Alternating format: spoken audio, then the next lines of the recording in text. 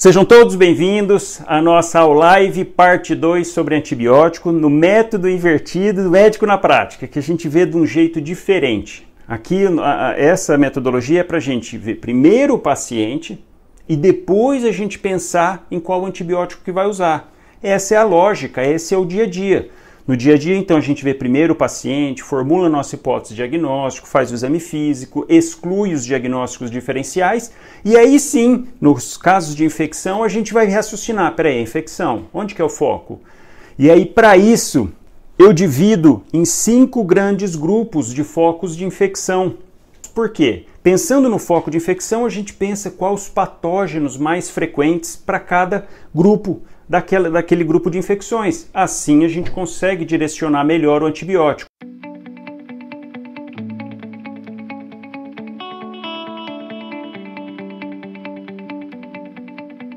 E vamos falar das infecções do trato gastrointestinal. Infecções, diarreia, disenteria. Aqui entraria o grupo também de infecções intraabdominais, uma apendicite, uma úlcera perfurada, uma diverticulite. Mas, no geral, eu vou falar um pouquinho, mas vamos pensar primeiro nas infecções gastrointestinais. E aqui eu chamo a atenção porque assim, não é porque a gente está falando dos antibióticos que eu vou colocar o antibiótico que eu quero falar nessa classe aqui como primeira opção. Não, a gente está pensando primeiro no paciente. De maneira geral, orientação, isso tem uma aula, eu fiz uma aula sobre diarreia também, está lá no canal do YouTube, então vai lá, assiste. De maneira geral, primeira opção para diarreia, quinolona. Inclusive, a Organização Mundial da Saúde recomenda quinolona até para criança. No Brasil, a gente não tem formulação para criança, aquele probleminha de crescimento, de alteração na fise, de crescimento do osso, enfim, não vou entrar em detalhe, a gente não tem opção de quinolona para criança, mas para adulto é a primeira opção, ciprofloxacina. Segunda opção, azitromicina. Então, para criança, geralmente a gente usa azitro, mas tem um grande porém. A azitromicina não foi testado aqui no Brasil, para Shigella, então ela pode não pegar bem, mas é uma opção. Terceira opção seria cefalosporina de terceira geração, ceftriaxona. E aí sim, numa quarta opção, as sulfas, que foram usadas durante muito tempo como primeira opção, tanto para trato gastrointestinal quanto para ito. Então esse grupo de medicação das sulfas, elas atualmente estão lá embaixo. Por quê? Por causa de resistência, de tanto que foi utilizada. Então as sulfas atuam, você pode lançar a mão, ela como terceira opção, tanto aqui quanto nas infecções urinárias, porque ela pega também gram negativo, ela pega gram positivo, pega alguns anaeróbios e pega ainda fungo. Eu vou falar um pouquinho. Então, é uma escolha razoável, então ela pega trato gastrointestinal, pega ito, mas E. coli tem certa resistência. Você pode usar ela para pele, porque ela pega gram positivo e gram negativo, com certa... E para alguns fungos principais dele, PB micose, é o padrão inclusive, e pneumocistes em pacientes com HIV. Algumas opções do uso de sulfa. E aqui nesse grupo de sulfa, a gente está falando basicamente do sulfametoxazol mais trimetroprina. Dose, não precisam decorar, 800 de sulfa e 160 de trimetoprim, de 12 em 12 horas. É uma excelente opção. É uma opção ok, pega gram positivo, pega gram negativo, então você vê que ele é polivalente, trato gastrointestinal, infecção urinária, infecção de pele, pega alguns tipos de fungo, então é uma primeira escolha. Inclusive, uma vez, eu acho que eu tenho até foto desse paciente no meu celular, tem que buscar nas 7.000 fotos que ele tem. Um paciente que veio para mim com umas lesões de pele, umas lesões com a borda meio necrótica, com o centro meio necrótico, uma borda crostosa, várias no rosto, no braço. Eu fiz biópsia e veio PB micose. Se eu tiver, vou procurar, vou mandar no grupo do Telegram para vocês verem, tá? Vou mandar a foto lá, foi em casa, até o patologista me ligou, falou, cara, veio PB micose na pele mesmo, das amostras que você fez, achei bem bacana o caso. Então você pode usar a sulfa, tanto trato gastrointestinal, em ito, mas como segunda, terceira opção. Na gestação, sulfa não deve ser usado, não é recomendado na primeira e no terceiro trimestre. Então tem que tomar um pouquinho de cuidado aqui. De efeito colateral, tolerância gástrica, resistência. E ela tem um outro detalhe. A sulfa age lá no ácido fólico dentro do DNA, impedindo a formação do DNA da bactéria. Mas pacientes que fazem uso prolongado de sulfa, você tem que associar ácido fólico junto, porque senão também vai fazer depressão da medula. Então tem que dar ácido fólico, por causa do mecanismo de ação. Outra coisa que você pode usar sulfa é em toxoplasmose. Para gestante, você pode fazer quando o feto tem comprovado o comprometimento pelo toxoplasma, você pode lançar a mão da sulfa também. Se o feto não tiver comprometido, você usa um outro macrolídeo, espiromicina. Eu não vou entrar em detalhe porque isso é um pormenor, um detalhezinho. O que vocês têm que pegar mais? Quinolona, primeira opção, Azithromycin, segunda, Ceftriaxone, terceiro, entraria a sulfa como quarta opção. E lá no infecção urinária, terceira, quarta opção também. Mas ainda é um bom antibiótico. O maior problema dele também, reação alérgica. Então, paciente que tem alergia à sulfa, não dá, não força a barra. E vamos lá, vamos mais, a gente tem outros casos clínicos.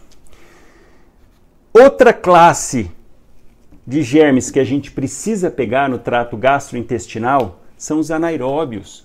Porque no trato digestivo, dentro do cólon principalmente, a gente tem vários germes anaeróbios que ficam lá isoladinho, quietinho. Então, naqueles casos de perfuração de alça, por exemplo, uma diverticulite, uma apendicite, a gente precisa cobrir anaeróbio quando faz abscesso. Como que eu sei que é abscesso? Você faz uma radiografia, uma tomografia, vem lá aquela massa cheia de gás dentro, porque as anaeróbias produzem muito gás, então fica cheio de gás. E outra coisa característica é o odor. Então o paciente chega, alguma lesão de pele, alguma lesão de partes moles, alguma osteomielite, você sente o cheiro, um pé diabético, você sente aquele cheiro, você fala, é anaeróbio. Você tem que pensar em cobrir com um antibiótico para anaeróbio. Duas classes de antibióticos são responsáveis para atacar esse grupo de patógenos. E aí eu chamo a atenção de vocês. Primeiro, metronidazol, dose 250 mg de 8 em 8. É uma medicação que pega muito bem os imidazólicos, pegam muito bem anaeróbio, pegam giardia, pegam flagelados, pegam alguns eumintos, o grupo, mas o metronidazol especificamente é para anaeróbio e giardia, ameba, pega muito bem. Dose 250 de 8 em 8. Não pode ser usado no primeiro trimestre também de gravidez. Eu vou falar depois disso para a gente fixar bem. E outro, as glicosamidas, a principal representante aqui é a clindamicina, com uma dose de 300 mg de 6 em 6. Então, falou em germes anaeróbios, você vai pensar nesses dois antibióticos, metronidazol e clindamicina. A clindamicina tem uma pequena vantagem sobre o metronidazol. A clindamicina também pega gram-positivo. Então, naquelas situações de pele que você tem opção, você pode fazer a amoxicilina, você pode fazer ceflexinas que pegam gram-positivo, mas você também pode fazer clindamicina. Então, naquele pé diabético, a gente vai falar um pouquinho depois, chega aquele pé diabético com infecção e aquele odor forte, talvez essa seja uma boa opção de primeira escolha, porque vai pegar os dois, vai pegar o anaeróbio e vai pegar o gram-positivo. Então, é uma das opções. Falou em anaeróbio, metronidazol, clindamicina. Então, naqueles casos de diarreia explosiva, com bastante flatulência, odor, ou que você está suspeitando de Clostridium, paciente que teve internação prévia, fez uso de antibiótico de largo espectro, levo, ceftriaxone, pode fazer uma colite pseudomembranosa causada por Clostridium difficile. Então, o paciente chega às vezes bastante toxemiado, séptico, distensão abdominal, bastante diarreia, sangue nas fezes, muco nas fezes. Então, Pensou nisso, já fazer uma dose de metronidazol ali na hora. Mas isso tem a aula específica sobre colite pseudomembranosa. Nesse grupo do trato gastrointestinal, lá na ITO, uma alternativa que também foi mais utilizado hoje, alternativa principalmente para Gram negativo, são os aminoglicosídeos. São uma excelente opção para Gram negativo. Pega um pouquinho de Gram positivo, pouca coisa, mas o foco principal de aminoglicosídeo é Gram negativo. Uma boa ação. Qual que é o maior problema aqui? E aqui a gente está falando de 2 antibióticos. Amikacina e gentamicina. Amica e genta são 2 opções muito boas. Por que atualmente a gente usa elas mais como segunda, terceira opção, mais em ambiente hospitalar? Porque ela tem um grave defeito de fazer nefro e ototoxicidade. Então, e ela é dose dependente, você vai fazendo, praticamente dependendo do tempo que você fizer, longos períodos, 100% dos pacientes vão ter algum déficit auditivo ou alguma alteração renal. Então esse grupo de antibiótico, de aminoglicosídeo, fica mais restrito. Você pode, casos às vezes de diarreia, você fazer uma dose do paciente vir tomar 3 dias no pronto atendimento, porque ele é injetável, você pode, mas sem ter função renal, se for idoso, não. Tem outros, tem Cipro, que cobre melhor, tem outras opções. Deixa esse daqui para a segunda, terceira linha. Se, por exemplo, minha dona Judite viesse só sensível à amikacina, ia ter que acabar fazendo amikacina, mas interná-la para poder fazer o controle da função renal e aí fazer e rezar, porque não tem nenhum outro antibiótico, não tinha nada cobrindo mais, tentar fazer ali com controle de danos. Você faz e vai vendo, mantém hidratada, não deixa associar anti-inflamatório, nenhuma outra medicação também nefrotóxica e vai controlando. Então é uma opção boa, mas para aqueles casos específicos de infecção por Gram negativo, que não está respondendo com outros, ou em associação, que aí elas pegam aqui, pensando em pseudomonas, é uma boa opção associado a outras drogas, mas é uma opção, mas tem muito efeito colateral, então não. Dose da amikacina é 1 grama uma vez por dia, 500 miligramas ou 1 grama, dependendo da infecção, uma vez ao dia. Genta, você pode fazer 120 miligramas de 12 em 12 ou 240 miligramas uma vez por dia.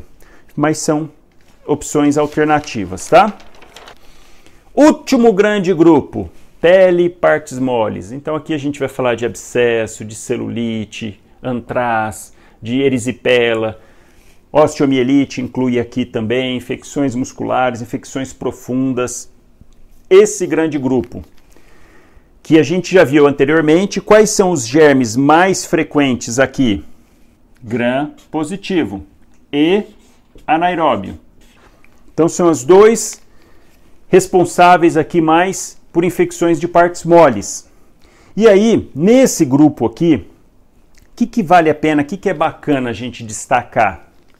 Quais mais ou menos a gente pensa em primeira opção, segunda opção, e eu destaquei 2 situações que são muito frequentes no lugar de atendimento, erisipela, celulite, isso é frequente, vocês vão atender o paciente chegando com queixa de erisipela, de celulite, e aí é bacana ter uma noção sobre isso.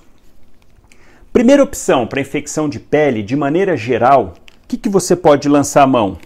Cefalosporina de primeira geração.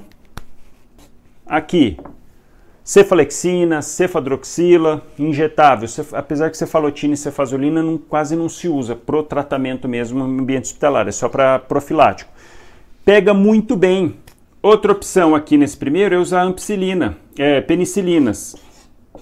É uma boa opção, dependendo do tipo de infecção, você pode lançar mão de penicilina cristalina, o dura que tem que fazer injetável, ou IM a pessoa não aguenta, porque é de 4 em 4 horas, a gente falou disso na outra aula, a posologia não ajuda.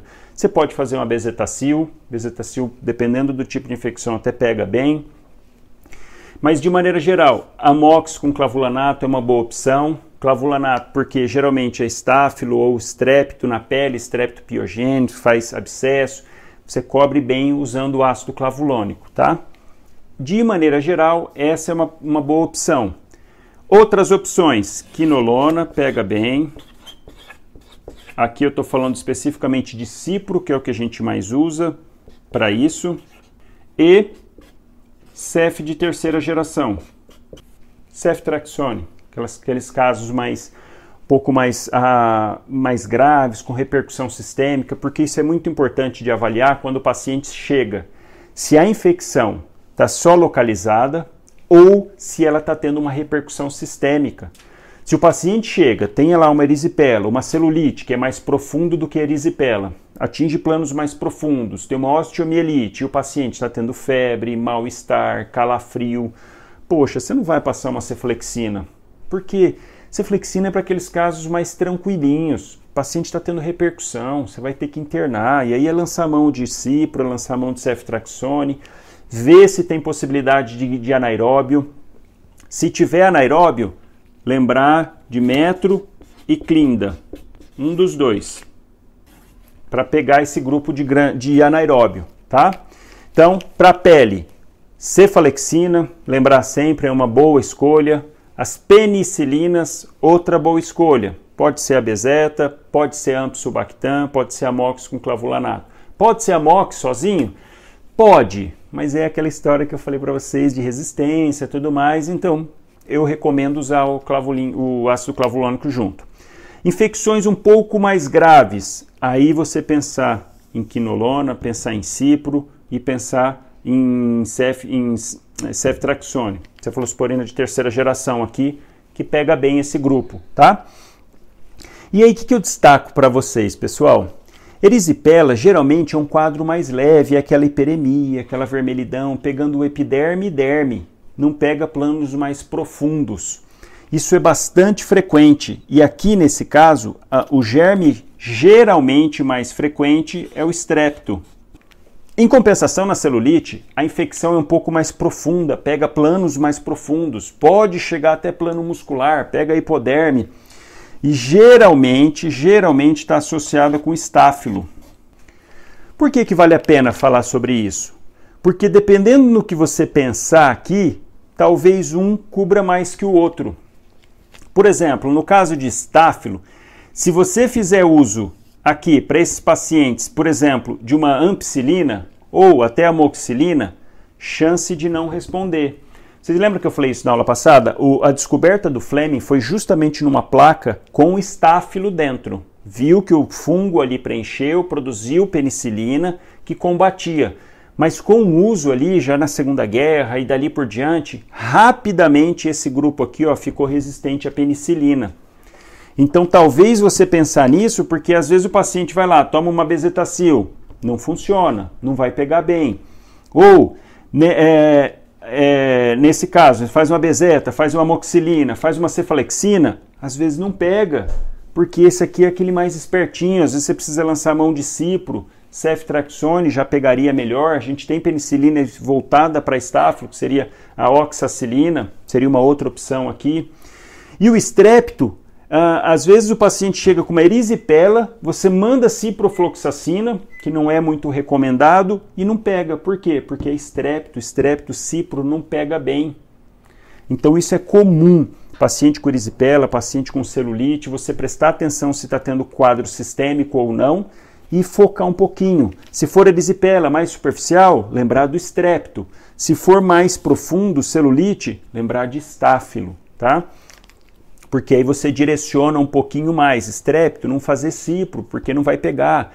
Estáfilo, não fazer penicilina, porque pode ser que não pegue. Aí você pode lançar mão de cipro, de ceftriaxone de terceira geração, oxacilina, que seria outra opção, mas aí paciente internado. Nesses dois casos. E só para comentar com vocês aqui, essas outras duas classes de drogas que vocês vão ouvir falar mais em hospitais, tá? Só para ter uma ideia, uma noção, mas até aqui vocês brilham, finaliza aí com um conhecimento bom de antibiótico, eu vou revisar com vocês ali na próxima folha, mas só para vocês terem noção. Os glicopeptídeos, muito usado em ambiente hospitalar. Aqui a gente está falando de duas drogas, a vancomicina e a teico, que é a teicoplanina. Qual que é a principal característica dos glicopeptídeos? Por isso que eu pus aqui, nessa hora de infecções de pele e partes moles. porque elas pegam muito bem gram-positivo e são indicadas para os casos de bactéria gram-positivo resistente, por exemplo, estáfilo, muito utilizado para vancomicina. Paciente que está com neutropenia febril, chega no hospital, fazendo quimioterapia, fazendo procedimento hospitalar, você já tem que entrar com chumbo grosso, está lá com 500 leucócitos, fazendo febre, cefepime, e precisa avaliar se ele não está tendo lesão de pele. Às vezes faz uma celulite no acesso onde está fazendo a quimioterapia. Então o paciente chega lá com febre, prostrado, gravíssimo, porque 500 leucócitos, quer dizer, o organismo não tem defesa alguma, zero. Você tem que entrar com chumbo grosso, é cefepime, olhou que está com celulite, opa, peraí, tem infecção de pele, pele e partes moles. Precisa associar ou vanco ou teico nesses casos. Por isso que é só para vocês terem noção, tá?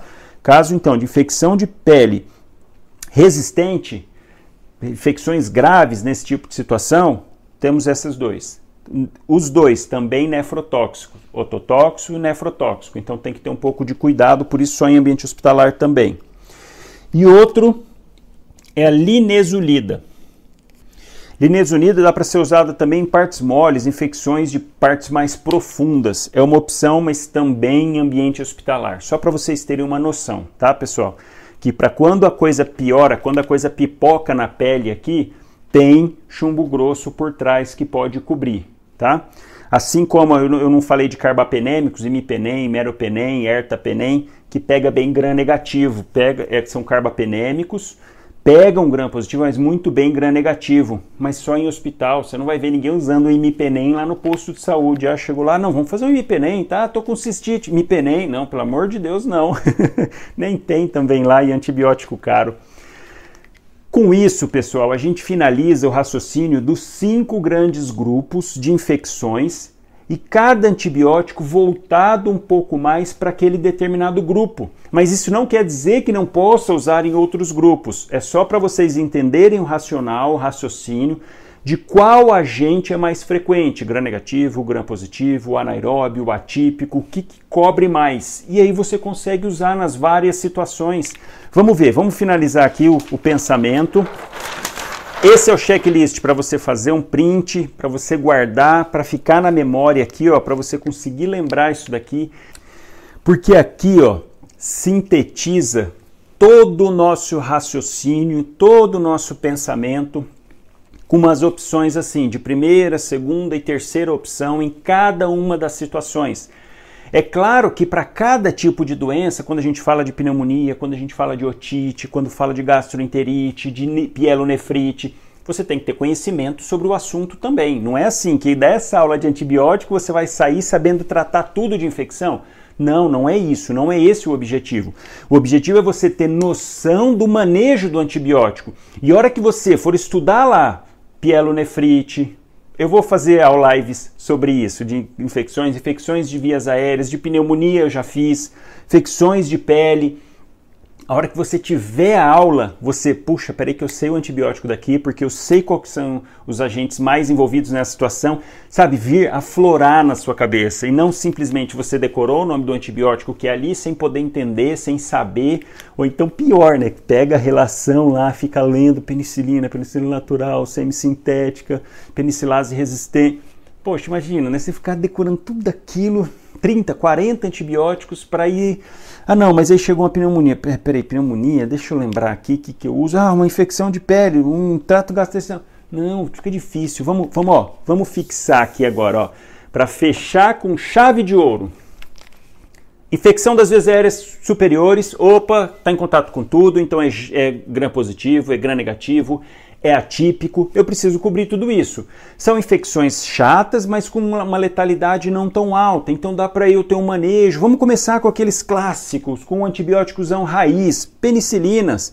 E é o que eu pus aqui, ó, com ou sem anti-beta-lactamases, quer dizer, com ou sem ácido clavulônico, tazobactam, sulbactam, fica a seu critério. Vamos dizer assim, porque aqui são infecções mais chatas, mas com baixa letalidade. Então você vai lá com raizão mesmo, entra com amoxicilina, com antibióticosão raiz. Recomendo usar o junto, mas tudo bem. Outra opção que você pode ter são as cefalosporinas. Você pode fazer uma cefalosporina de segunda geração, pode fazer a de primeira? Pode. pega gram positivo, mas a ceflexina deixa para a segunda, terceira opção. Você pode usar uma cefuroxima. Aqueles casos um pouco piores, o paciente está mais prostrado, uma amidalite muito grande, está fechando a orofaringe, você pode fazer uma ceftraxona que vai cobrir melhor. E lembrar que você pode fazer macrolídeo também. Eu passei nessa sequência, mas você pode começar com macrolídeo? Pode, até pode. Cobre, é fácil de usar? 500 mg uma vez por dia de azitromicina. Então uma posologia muito boa, pode usar. Pode partir para uma cefalosporina? Pode também, mas é só para você assim, ó, treinar o raciocínio. Não, vamos começar com raizão, penicilina. Você quer algo um pouquinho assim? Cefalosporina. Fácil de tomar? Macrolídeo. Boa a aceitação gástrica, tudo mais. Beleza, aqui infecção mais chata, menos letal. Aqui não pode bobear. Se bobear aqui, o paciente sofre. Então, também gram positivo, também gram negativo e também atípico, mas lembrando que são infecções piores. Então aqui você tem que pensar e agir mais. Por isso que eu coloquei, pode usar penicilinas? Pode, de preferência com anti-beta-lactamase. Posso usar amoxicilina sozinho? Pode, não deve, mas pode, não está errado. Dependendo da situação, dependendo do protocolo, lembra do CURB, baixo risco. Com comorbidades, acrescentar macrolídeo. Risco intermediário, não tem nem o que pensar, é macrolídeo junto. Opções, cefalosporinas de terceira geração e quinolonas. Se você for lançar a mão de ceftraxone, cefuroxima de segunda geração, lembrar de associar o macrolídeo. Se você usar quinolona respiratória, levo, moxifloxacina, não precisa de macrolídeo junto, tá?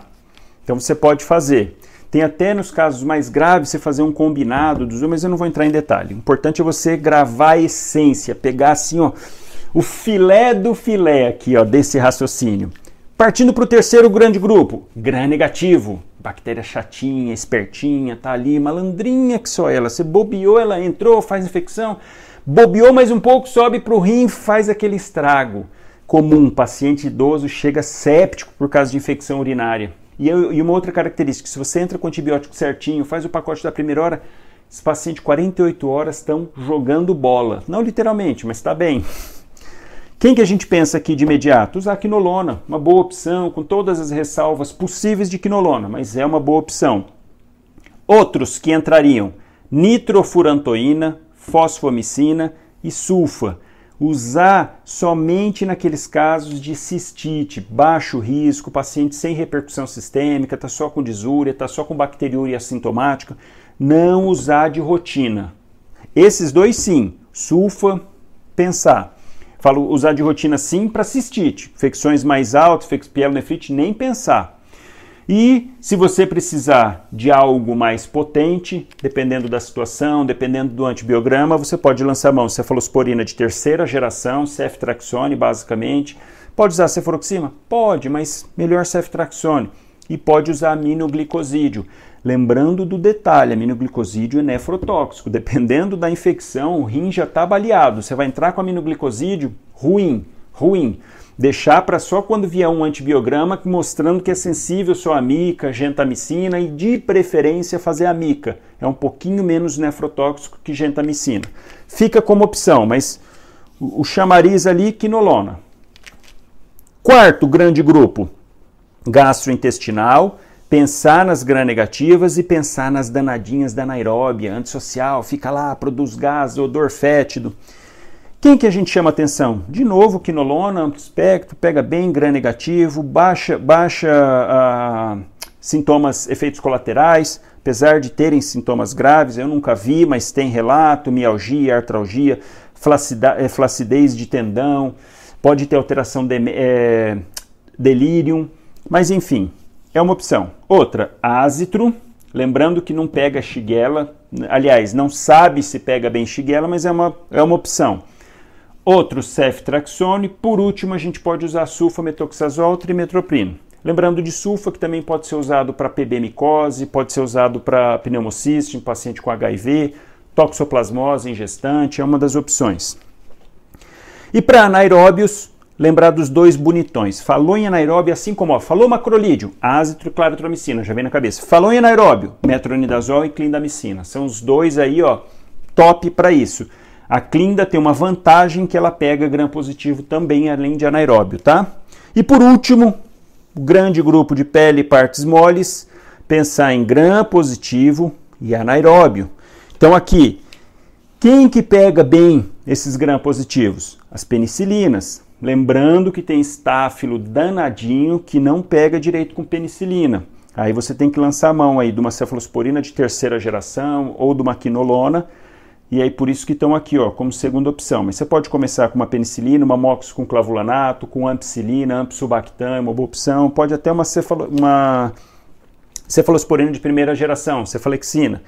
E naqueles casos em que você suspeita de anaeróbio, Clinda é bacana, porque ele pega gram-positivo e pega anaeróbio. Posso usar metro? Pode, mas aí associa com algum outro, cefalexina ou com alguma penicilina, tá?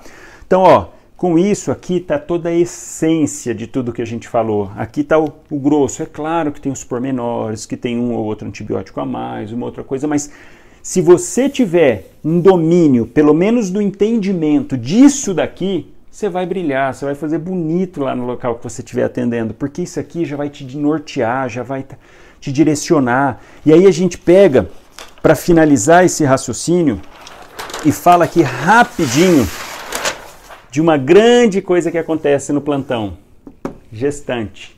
E na gestante a gente precisa ver alguns antibióticos, não dá para usar em gestante. E como isso é uma coisa comum, não só de estar gestante, mas da paciente chegar e falar que está com atraso menstrual, até prova o contrário, você deve evitar antibióticos teratogênicos. E essa é a questão, porque isso acontece com frequência, por isso que eu fiz questão de colocar aqui para vocês. Tem bastante gestante que vai? Tem também, mas a questão é a paciente que chega, vocês pegarem o costume de perguntar, entre outras coisas, antecedentes e tudo mais, e perguntar assim, ó, mulher, entendeu mulher? Claro, embaixo de 50 anos, quando que foi sua última menstruação? Você menstrua, se for mulher com mais idade? Você menstrua ainda? Quando que foi sua última menstruação? Fundamental perguntar isso, porque tem muita mulher que não vai falar nada, está atrasado 2, 3 meses, se você não pergunta, ela não fala, você vai lá e manda um antibiótico que não pode e ela está gestante. Qualquer coisa que tiver nessa criança, nesse bebê, até prova o contrário, foi o seu antibiótico que fez isso. Então, para você se resguardar, para você proteger o bebê, com certeza, e proteger a mãe, pensar em tudo, você sempre perguntar se a menstruação está atrasada. E aí, por isso que eu destaco, então, nessa situação, os grandes grupos de antibiótico. Penicilina, pode fazer na gestação? Pode. Única exceção, oxacilina, que é de grupo C. Então, das penicilinas, única que deve evitar. Mas se você só vai usar oxacilina, você não vai usar de rotina, só use em ambiente hospitalar para infecções comprovadas por estáfilo, então não é o caso. Cefalosporinas, pode usar? Pode, com exceção da cefoxitina, de segunda geração. Única que não pode também, porque também é classe C. O restante pode tudo. Então, ó, penicilinas, ótima opção para gestante. Cefalosporinas, bem seguro, tranquilo para usar em gestante. Macrolídeo, pode usar? Azitro, ok. E claritromicina? Não tem testes. Então, não dá para falar nem que sim, nem que não.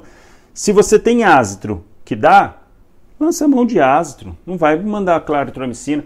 Pode ser que não faça nada? Pode, mas na dúvida, fazer azitro, aí você brilha, não tem problema, não vai dar nada, qualquer coisa que acontecer não foi sua culpa. Quinolonas, você vai usar em gestante? Não, de jeito nenhum. Quinolona não usa em gestante, nenhuma delas. Sulfa, pode ser usado na gestação? Só no segundo trimestre. Evitar primeiro trimestre e terceiro trimestre. Então, ó, só no segundo, sulfas. Importante você perguntar para o seu paciente, então, se ela está usando.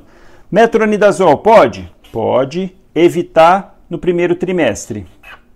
Segundo, terceiro, está liberado. Pode usar. E aminoglicosídeo? Medicação boa, muito tranquila para fazer ototoxicidade, nefrotoxicidade, você vai fazer em gestante? De jeito nenhum. Pelo amor de Deus.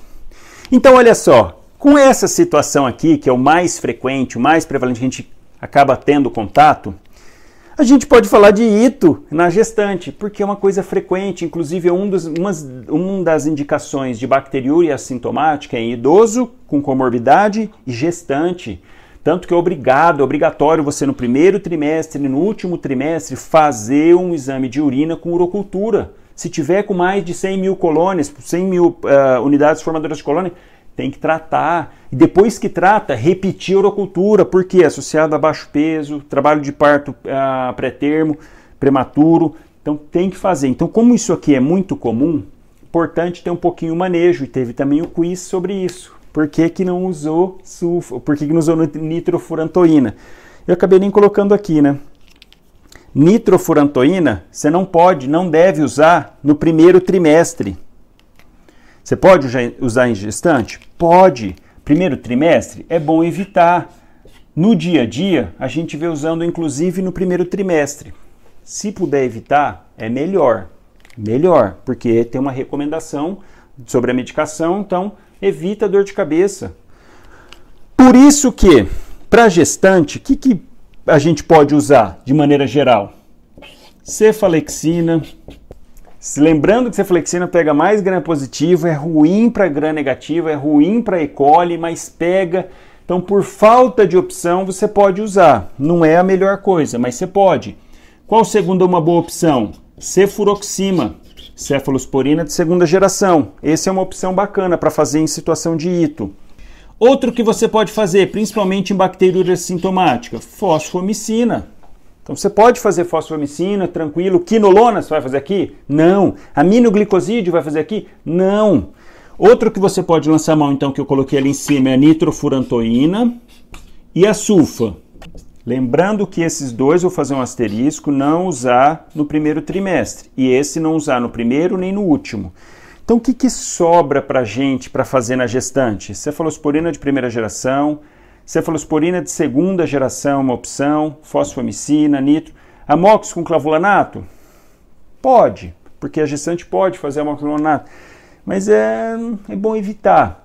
Ampsulbactam, sulbactam também não tem teste, assim como a claritromicina, então não deve, evita. Amox com clavulanato você pode usar, tá? Então com essa definição aqui a gente fecha uma situação que é frequente, que é comum, paciente com atraso menstrual, que você não pode dar bobeira, sempre pergunta se a paciente está com menstruação atrasada, tá? Não deixa isso passar. Quais outras condições que a gente pode pensar aqui? Paciente nefropata. A maioria dessas drogas tem um manejo específico dependendo do clearance. Então o que você vai fazer se chegar um paciente renal crônico, que está com a creatina aumentada, com a ureia? Você vai calcular, vai ter que pedir exame de sangue, calcular o clearance, e aí você vai ter que pegar uma tabelinha, porque cada um deles recomendo, tem uns que aumentam o espaçamento entre as doses, ao invés de fazer de 12 em 12, fazer de 24 em 24, tem uns que diminui 30% a medicação, tem uns que com o paciente fazendo diálise, assim que termina a diálise, você precisa fazer uma porcentagem ainda da medicação, porque já tirou na diálise. Então, não tem como saber, você vai buscar lá na tabelinha, vai olhar, porque isso dá tempo para você fazer. Você agora ter o manejo do antibiótico, isso tem que ter porque é o que chega ali na hora, você não vai ficar procurando toda vez. Agora, situações extremas, paciente nefropata, você vai parar um pouquinho e vai lá procurar, porque não dá para ficar vendo um por um, tá? Todo mundo ok? Todo mundo entendeu? Vamos lá para os casos clínicos, assim, ó, matar a pau, definir, falar, nossa, eu estou sabendo tudo, vou tratar todo mundo que chegar aqui, todos os pacientes que estão aqui, vocês vão tratar legal, tá todo mundo? Que beleza, celulite, síndrome respiratória, oxalo direto. É uma opção, Yuri, mas você precisa ter confirmado que é por estáfilo.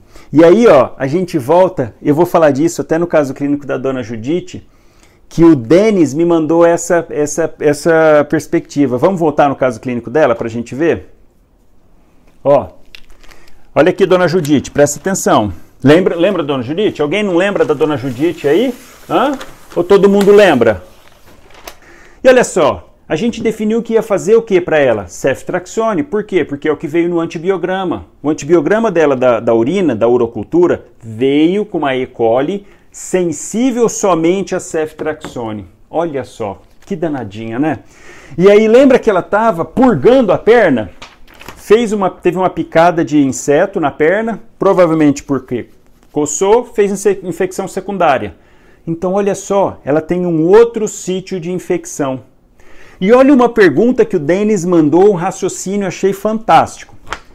Será que ela não pode estar fazendo a infecção urinária, então, em decorrência disso, um estáfilo que caiu na corrente sanguínea, fez disseminação e foi lá fazer a infecção urinária? Olha que pensamento lindo. O que vocês me dizem sobre esse pensamento? O raciocínio está excelente. Parabéns, Denis. Ah, pielonefrite, Pedro, bem lembrado. Ceftriaxone. Gestante, ceftriaxone, tá? Porque nos casos de pielonefrite você pode usar cipro ou ceftriaxone. Em gestante você não vai usar cipro, então sobra ceftriaxone, de preferência fazer urocultura, identificar a bactéria, fazer o antibiograma para você entrar certeiro, porque é uma situação muito delicada. Vamos supor que você faça e a paciente tem uma E. coli. Excelente pergunta, Pedro. A paciente tem uma E. coli sensível só à amicacina. Vamos supor isso. O que você vai fazer? Rezar. Vai fazer a amicacina, controlar, rezar, pedir. Se for primeiro trimestre, então, meu Deus, que tragédia. Mas se só sobrar esse, é o que vai ter que ser feito. Mas ceftriaxone é uma boa. E aí? O que vocês me dizem do pensamento do Denis? Infecção de pele, fez disseminação hematogênica, fazendo uma ito? Raciocínio é bacana. Só tem 2 poréns. 2 nesse raciocínio. Primeiro, precisaria de uma baita infecção de pele para poder fazer isso. Fazer disseminação hematogênica, pode fazer pneumonia, sim. Pode fazer infecção do trato urinário, sim. Pode fazer, por disseminação hematogênica. Mas olha só, primeira coisa, ela tem uma urocultura. E na urocultura mostrou E. coli. Então, até prova o contrário, é E. coli que tem lá na via urinária dela. Segunda coisa, se fosse disseminação hematogênica, ela estaria fazendo uma pielonefrite, não uma cistite baixa. Porque chega pelo sangue, vai chegar lá em cima no rim. Dificilmente chega ali direto na bexiga, para fazer uma cistite na bexiga, com uma disseminação hematogênica, negativo. Se está tendo disseminação hematogênica, o organismo já não conseguiu controlar aquela bactéria, já vai dar sintoma sistêmico, febre, mal-estar, hiporexia. Eu sempre falo isso, idoso, hiporexia, um dos primeiros sintomas. Então o paciente vai chegar para você mais séptico e já pode pensar em pielonefrite, não cistite, mas ela não tem repercussão sistêmica. Então por esses 2 fatores, ela não tem repercussão sistêmica e na urocultura veio E. coli, até prova o contrário, é uma E. coli. Mas o raciocínio é bonito. Mas pensando nesse raciocínio, quando a gente aprofunda no pensamento, você exclui. Mesmo que não tivesse urocultura, eu pensaria num estáfilo? Não, porque senão ela estaria fazendo mais pielonefrite, não cistite baixa. Mas o raciocínio é bonito. O que a gente vai fazer para ela então? Mais nada? Vamos lá, o que vocês votam aqui? O que a gente faz para danada da dona Judite, que está lá na enfermaria, tomando 2 gramas de ceftriaxone, a gente fez a prescrição, ela vai voltar amanhã, depois, e aí você viu lá que purgou na perna. O que você vai fazer para ela? Mais nada? O que vocês fariam? Poderia usar cefclinda nesse caso? Pensamento bacana, Marcela, muito bom. Depende. Tem características ali de infecção por anaeróbio? Porque a gente estaria pensando em pegar anaeróbio. Clinda pega gram positivo também, mas ela já está com ceftriaxone, que cobre até bem gram positivo. Pensar em clinda, anaeróbio. Tem característica de anaeróbio? Purgando, Fabi. Purgando, os pacientes falam isso. Quando infecciona, fica com secreção, com pus, às vezes quando forma abscesso, eles falam que está purgando. É comum. Deixa só o ceftriaxone? É interessante. Deixa. A gente vai deixar só o ceftriaxone. Por quê? Pega bem pele.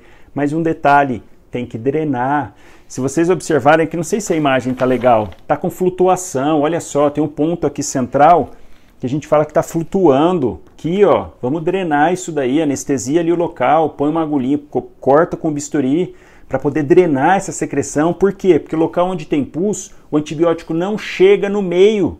Imagina o seguinte, todo local onde tem pus, O meio é de material necrótico, é de pus, de bactéria morta, de células de defesa morta, de tecido necrosado. O antibiótico precisa chegar pela circulação, a circulação tem só na periferia, então fica cheio de bactéria no meio que não é atingida. Por isso que quando tem uma coleção você precisa drenar, senão o antibiótico sozinho não faz milagre. Então nessa situação, dona Judite, toma uma picadinha aqui na perna, vamos aqui, ó, você anestesia, limpa e drena. Só de drenar, sem ceftriaxone já resolveria provavelmente, mas já está tomando cef, você fica bonito na fita, você drenou ali 2 dias, aquilo já parou de purgar, já está fechando, fica uma beleza. Então lembrar disso, tem que abrir ali o local, porque senão o antibiótico não chega. E aí, desculpa, quem que falou da Clinda? Marcela, né, eu acho. Marcela, você drenou, saiu odor fétido, podre, pode entrar com metronidazol, pode entrar com Clinda. Aí é uma excelente opção, muito bacana. Nem reclamei dela ter ido de madrugada, já que vou treinar. Isso aí, Tânia. Eles costumam voltar de madrugada, viu? Falar, aqui, ó, que tá purgando faz 3 dias e vai lá de madrugada. Anestesia onde? No local não pega. Verdade, Márcia. Anestesia ali ao redor. Quando a pele tá bem fininha em cima, tá bem molezinho, você vê que o pulso está logo embaixo, nem anestesia, faz asepsia, pega e faz um cortezinho ali nessa pelezinha mole que não tem sensibilidade, já vai drenar. Se você precisar drenar mais profundo, tenta anestesiar sempre, mesmo que não pegue, não pega mesmo, mas tenta lá, anestesia um pouco, se aliviar um pouquinho a anestesia ao redor, tenta ali para tentar sentir o menos dor possível. Você quer ver caso de hidradenite que dá na axila, aqueles abscessos grandes, puxa, esse dá dó, porque se anestesia não pega, anestesia dói pra caramba, aí você drena, dói mais ainda, às vezes precisa ficar cutucando profundo, dá dó, mas é assim mesmo.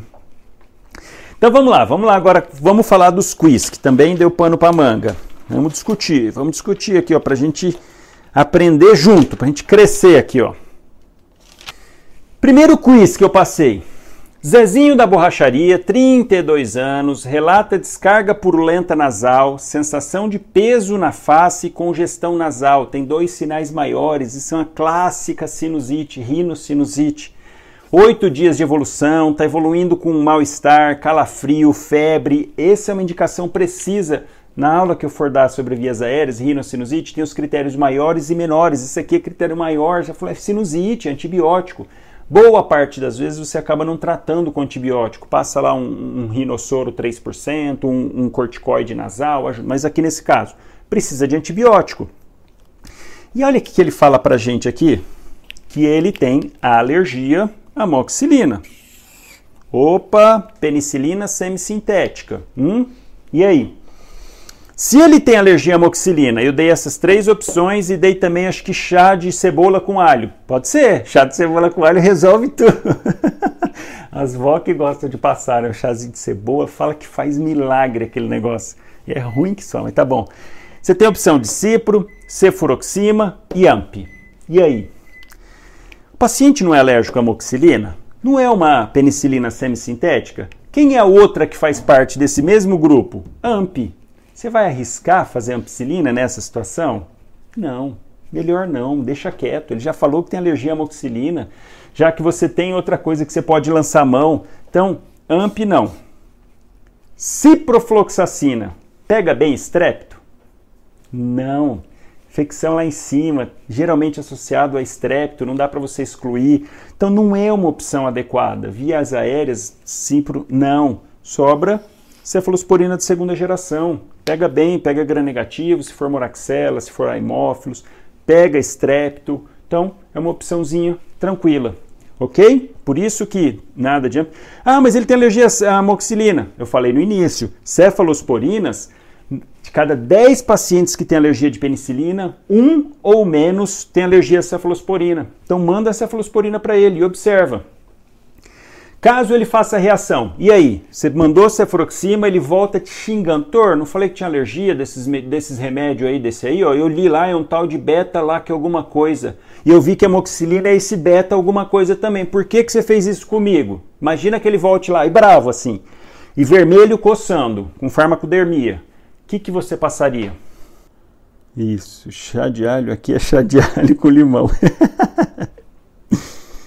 Ah, Rodrigues, muito bem, mandou bem. Levofloxacina, aí sim, uma quinolona respiratória cairia bem. Você explicaria para ele, falou, ó, é o seguinte, Zezinho, da borracharia o senhor entende, dos remédios eu entendo, então eu sei que eu posso passar isso aqui porque a chance de fazer cruzada é muito baixa, mas você foi azarado, por isso que eu te passei esse. Agora vou ter que passar um outro, mas vou gastar de novo. Vai gastar de novo, fazer o quê? Isso não é culpa minha, você que tem alergia. Brincadeira, você fala numa boa, fala, não, ó, isso pode acontecer, é raro, mas acontece, infelizmente você foi azarado. Então, no lugar desse, eu vou te passar levofloxacina, e aí pode ser 500 miligramas, tá? Não 750. E para farmacodermia, você pode passar aí um antihistamínico de primeira, de segunda geração, pode passar um corticoide de baixa dosagem, prednisona, 20 miligramas uma vez por dia, e pode passar aí uma loratadina, 10 miligramas, uma dose por dia também, tá de bom tamanho. Ainda mais que ele está trabalhando na borracharia, se você passar um antihistamínico H1 para ele vai dar sono. Um histamin da vida, hidroxizine, ele vai te xingar depois, pô, passou esse negócio aqui, eu só quero dormir. Então você passa um que não interfira aí, ó, loratadina tá de bom tamanho. Ou um Altiva, que é fexofenadina, também é uma boa opção, tá?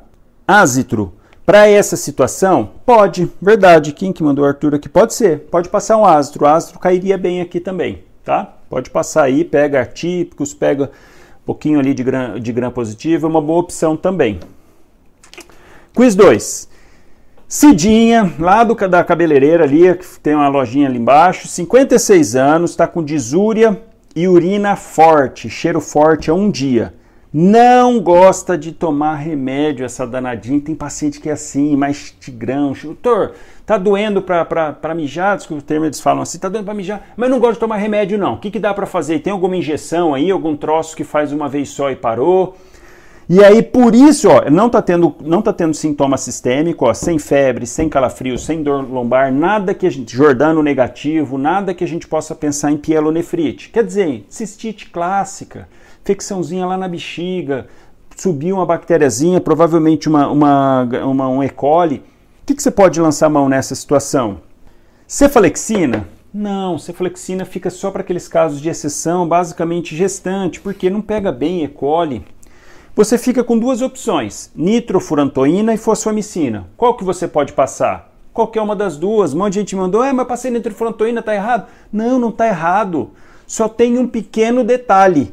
Nitrofurantoína, dose 100 miligramas de 6 em 6 horas. Dá dor no estômago, gosto metálico na boca. Em compensação, fosfomicina, 3 gramas, dose única.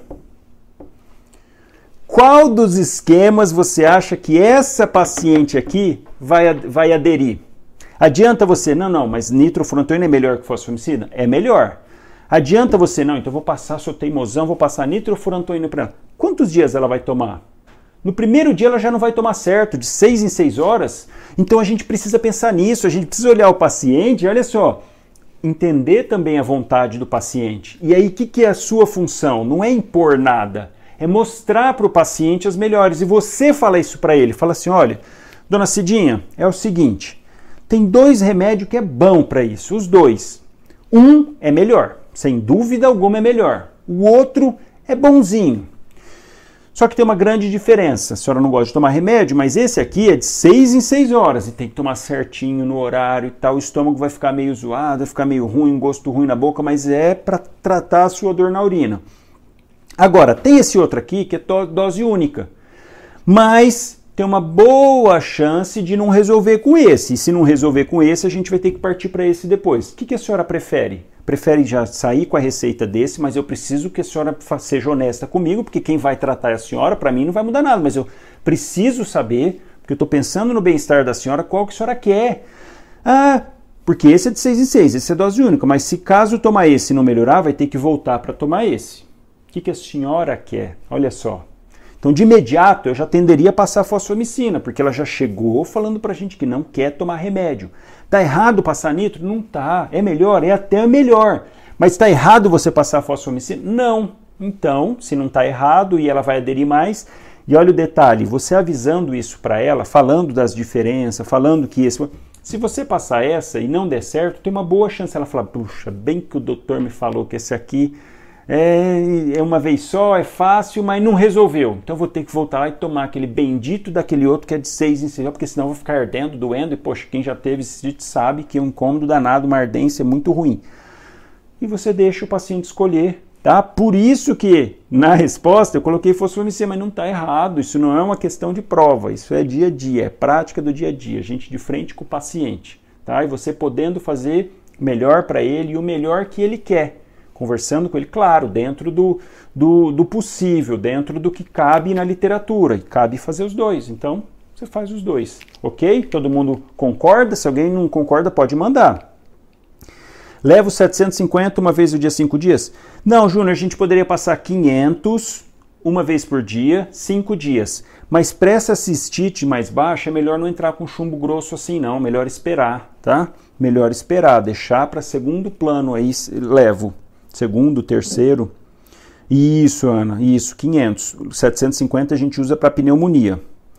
Ela não vai ter adesão ao tratamento se for quinolona tipo uma cipro. Cipro é uma opção? É uma opção, é que eu só estou falando desses porque foi a opção que eu dei lá no quiz. Seria uma opção fazer ciprofloxacina? Seria, mais fácil para tomar também, de 12 em 12.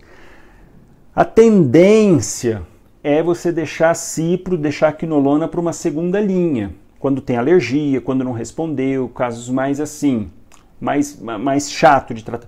Mas não está errado fazer também, tá? Pode fazer cipro sim. Vamos para outro caso clínico aqui, pessoal. Vamos lá, vamos outro caso clínico. Olha, vixe, tá acabando o tempo, rapidão. Joãozinho da Bodega, 68 anos, relata que a urina está grossa há 2 dias. E olha essa história aqui, que louco. Relata que há 40 dias a urina trancou e precisou passar sonda vesical de demora no UPA. Desde então ele aguarda consulta com o urologista para poder ver isso aí, por que trancou. Você faz o exame físico, não tem nada. Aí você olha a sonda dele, não sei se vocês vão conseguir ver bem. E pede para colher, inclusive. Olha como é que tá isso aí, ó, parecendo um leite condensado. O que está acontecendo aqui, pessoal? O que tem aqui nessa história, pessoal, que infelizmente acontece com frequência? Isso aqui, ó, paciente passou sonda há 40 dias, não informaram para ele que essa sonda tem que ser trocada de preferência a cada 3 semanas, 2 a 3 semanas, porque senão coloniza, faz o biofilme. Não pode deixar essa sonda, fator de infecção, não avisaram, o paciente não consegue voltar rápido com o uro. Esse é o grande detalhe aqui. E aí, o que você vai fazer para esse paciente com uma piúria maciça dessa?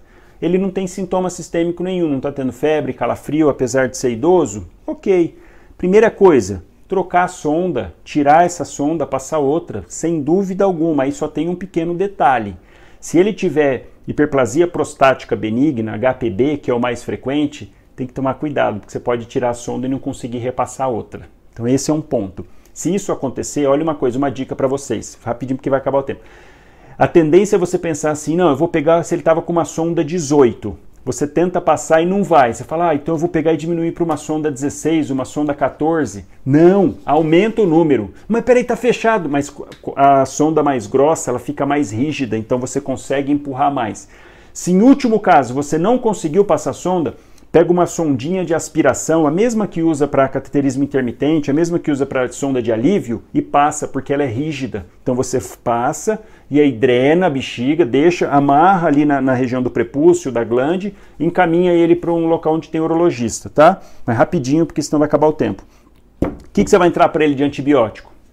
Pode entrar com cipro, quinolona aí de segunda geração, ideal aqui para esse caso. Ele não está tendo repercussão sistêmica, mas você tem que ficar atento, está com piúria maciça. Então troca a sonda e entra com cipro.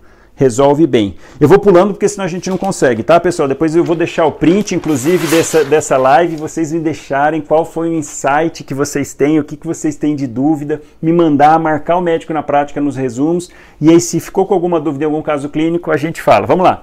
Paciente João do Santo Cristo, 26 anos, relata que a urina está com cheiro forte há 2 dias. Olha como isso é frequente, né? E é mesmo. Hoje, com calafrio, mal-estar, relata ainda que teve um acidente de moto há 1 ano e faz sondagem intermitente porque ficou tetraplégico. Olha só.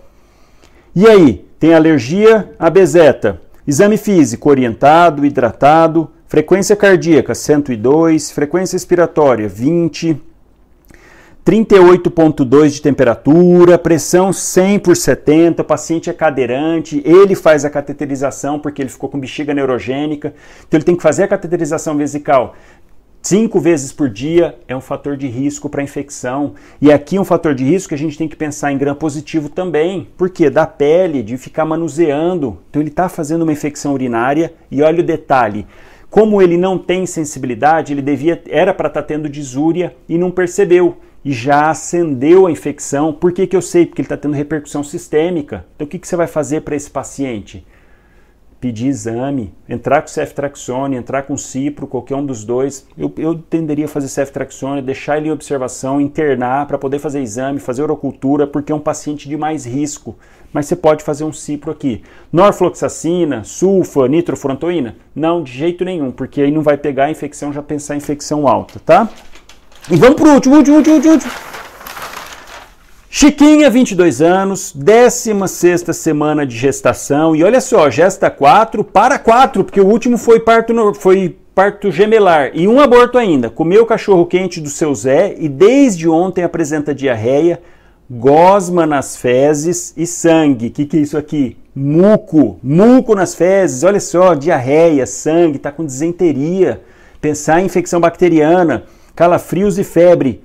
O que a gente trataria aqui? Vou deixar para vocês essa resposta, tá? Porque vai acabar o tempo. Me manda, eu vou tirar um print aqui, vou colocar. Me mandem a resposta desse caso clínico para a gente discutir. Pessoal, brigadão, um grande abraço para vocês, uma excelente semana para todo mundo.